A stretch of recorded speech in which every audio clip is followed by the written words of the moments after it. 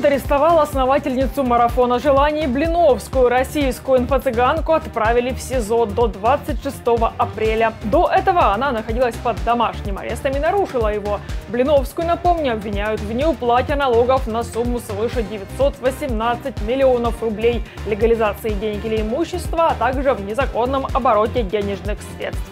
С вами Нехта. Все самое важное и интересное на этот час. Киев, Харьков и Павлоград. Новый массированный удар по украинским городам, где Минобороны РФ видятся военные заводы, а по факту снова оказываются многоэтажки. В настоящее время в результате террористической атаки России по Харькову пострадали 30 жилых домов. Выбито около 1000 окон, а на улице -7. В 20 домах были вынуждены отключить отопление. Россия собирала Совбез ООН, чтобы пожаловаться на украинцев, которые никак не хотят сдаваться, и, конечно же, на кровожадный Запад, который накачивает Украину своим оружием. Как следует из признания некоего Медведева, они действительно собираются вести войну до последнего украинца. Просто потому, что в модели их мира нет ни Украины, ни украинцев. 24 солдата были убиты в ходе интенсивных боев в Газе за последние сутки. Это самое высокое число погибших за один день с начала боевых действий там. Параллельно с этим произошел взрыв двух двухэтажных зданий, в результате которого строения обрушились в тот момент, когда большая часть солдат находилась внутри и рядом с ними. Дорогие подписчики, не проходите мимо. Если вы нас смотрите сейчас, поставьте лайк этому видео. Ваша активность говорит YouTube о том, что мы вам интересны, и это очень поможет продвижению наших видео. Так, вперед к новостям. После небольшого перерыва армия РФ снова взялась кошмарить украинцев массированными обстрелами. На момент записи выпуска известно о 5 погибших и 40 пострадавших. Больше всего от обстрелов пострадали Киев, Харьков и Павлоград Днепропетровской области. Как сообщил мэр Киева Виталий Кличко, разрушения отмечены в 3 районах украинской столицы.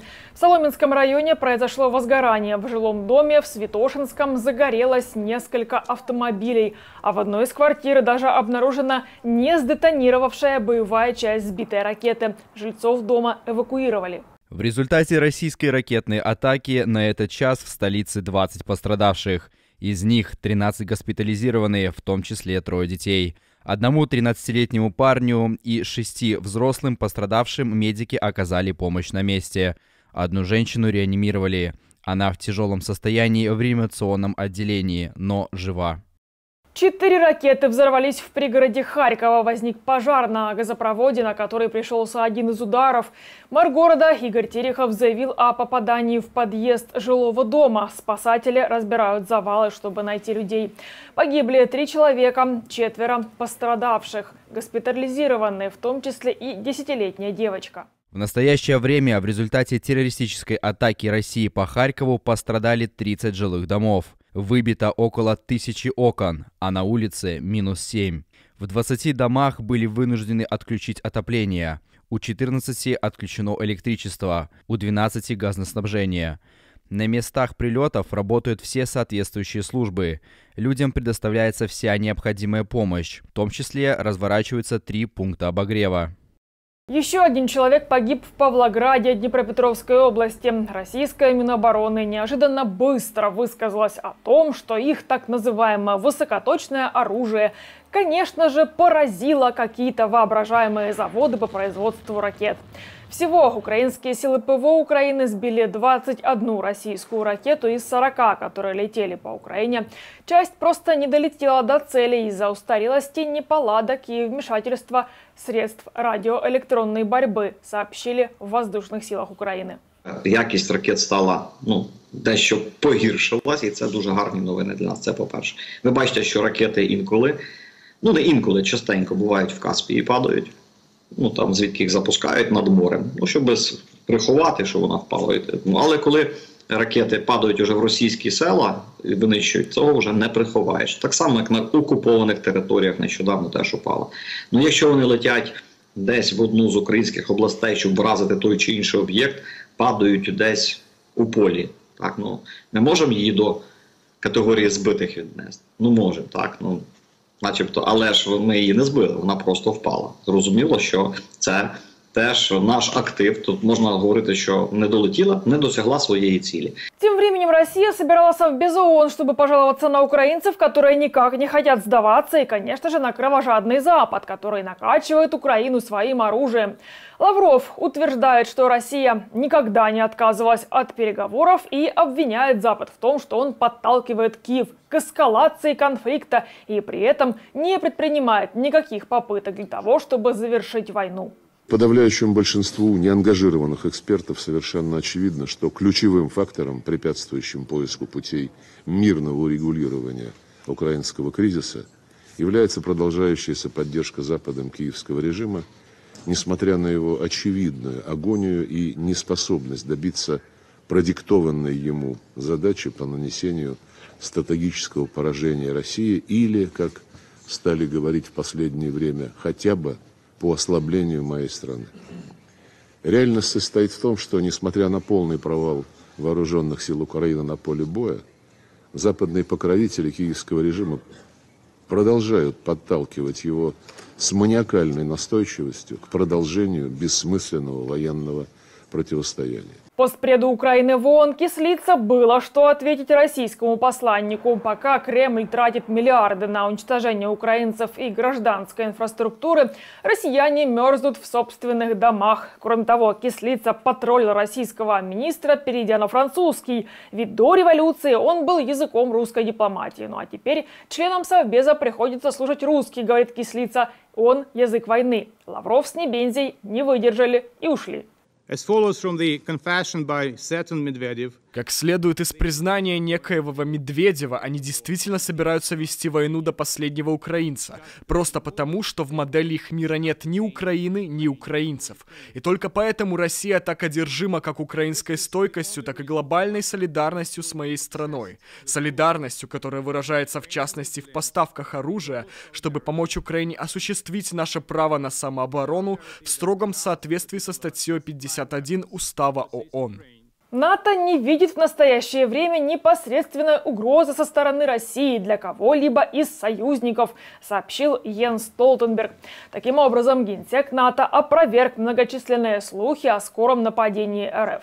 Сначала немецкий Бильд выдал план учений за реальный план и напугал всех скорым нападением россиян. А на днях британская Daily Mail тоже опубликовала свои экспертные карты со стрелочками, что и как будет.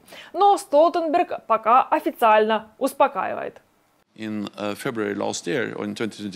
Когда в феврале прошлого года или в 2022 году, почти 2 года назад, произошло полномасштабное вторжение в Украину, для НАТО стало ясно, что у нас есть две задачи. Первая – поддержать Украину, и союзники по НАТО оказывают ей беспрецедентную поддержку. И я уверен, что они будут продолжать это делать. Другой задачей, конечно же, было предотвратить перерастание этой войны в полномасштабную войну между Россией и НАТО. И мы сделали это, направив больше боевых войск в восточную часть Альянса, увеличив инвестиции в оборону, а также проведя больше учений. Следующие 2 месяца будут критически важными для Киева. Президент США Байден провел телефонный разговор с британским министром Риши Сунаком, в которых была, в частности, затронута и тема помощи Украине. Подробности сообщил представитель Пентагона Джон Кирби.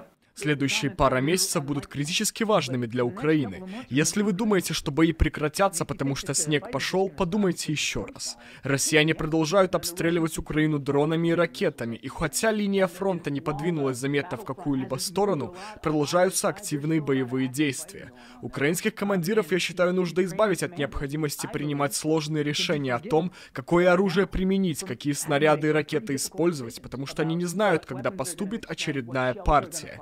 И это ужасная ситуация, в которой находятся украинские военные, в отличие от российских, которые не страдают от такой неопределенности, которые обращаются к Северной Корее за баллистическими ракетами и, кстати, продолжают использовать их, как и иранские дроны.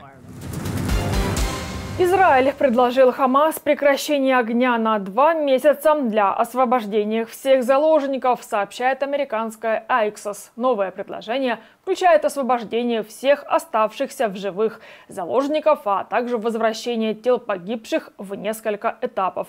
В частности, на первом этапе предполагается освободить женщин, мужчин старше 60 лет, а также заложников, которые находятся в критическом состоянии. Соглашение также предполагает вывод израильских войск из основных населенных пунктов сектора Газа и возвращение палестинцев в город Газа и северную часть сектора. Сахал сегодня сообщили о новых потерях. 24 солдата были убиты в ходе интенсивных боев в Газе за последние 24 часа. Это самое высокое число погибших за один день с начала боевых действий. Согласно тому, что известно на данный момент, около 4 часов. Похоже, террористы выпустили ракету из РПГ по танку, который охранял наши силы. Параллельно с этим произошел взрыв 2 двухэтажных зданий, в результате которого строения обрушились в тот момент, когда большая часть солдат находилась внутри и рядом с ними. Вероятно, здания взорвались в результате взрыва мин, которые наши солдаты заложили внутри, чтобы уничтожить здания и террористическую инфраструктуру в этом районе. Мы все еще изучаем и расследуем детали события и причину взрыва. Около 6 человек пострадали в Китае из-за землетрясения. Подземные толчки ощущались в Казахстане, Кыргызстане и Узбекистане. В Алматы и Бишкеке жители многоэтажек вышли на улицу и пытались уехать в частные дома. Некоторые оставались в машинах. На улице было -7. В Алматы пострадали 8 человек. По данным Управления здравоохранения города, 3 человека получили травмы, пытаясь выпрыгнуть со 2-го и 3-го этажей жилых домов. Еще 5 пострадали, выбегая из дома.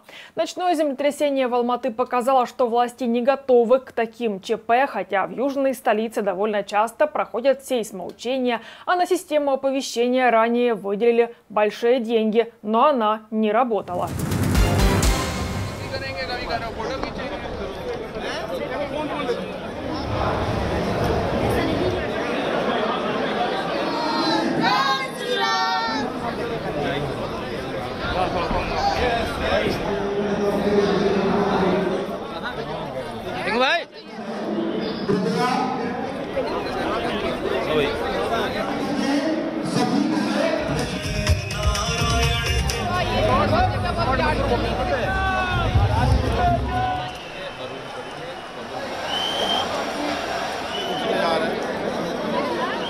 कई बार एकदम हलचल के साथ